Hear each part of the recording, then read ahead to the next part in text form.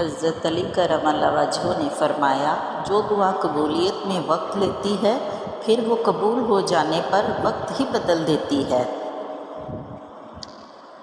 سختی کے بعد آسانی ہوگی، یہ اللہ کا وعدہ ہے، لہٰذا مشکلات اور آفات کے وقت کبھی بھی امید سے محروم نہ ہوں۔ روزانہ اس دنیا سے لوگوں کا رخصت ہوتے رہنا زندہ رہنے والوں کے لیے بہت بڑی نصیحت ہے۔ زندگی جب بھی رلائے تو سمجھ لینا گناہ معاف ہو گئے، اور زندگی جب بھی ہنسائے تو سمجھ لینا دعائیں قبول ہو گئی۔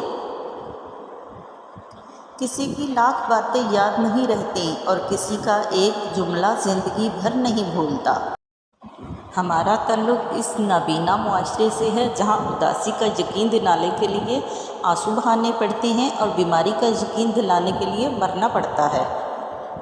ہر شخص کو آپ راضی نہیں رکھ سکتے، یہ کام چمچے اور منافق لوگ ہی کر سکتے ہیں۔ باضمیر، سچے اور بااصول لوگوں سے اکثر لوگ ناراض اور ناخوش ہوتے ہیں۔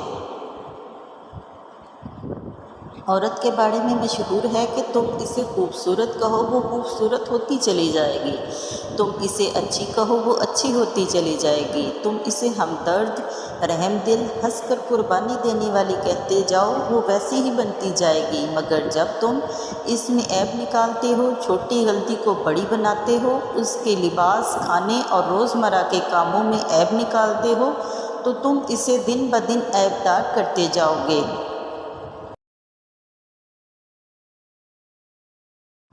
اپنے ضمیر اور ظرف کی مرمت کیجیے تاکہ دنیا کا ہر رشتہ آپ کو ہمیشہ ہنسی نظر آئے۔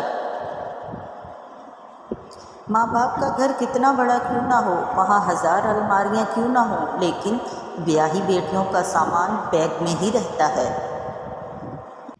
کوشش کرے زندگی کا ہر لمحہ کسی کے ساتھ اچھے سے اچھا گزارے، کیونکہ زندگی نہیں رہتی لیکن اچھی یادیں ہمیشہ رہتی ہیں۔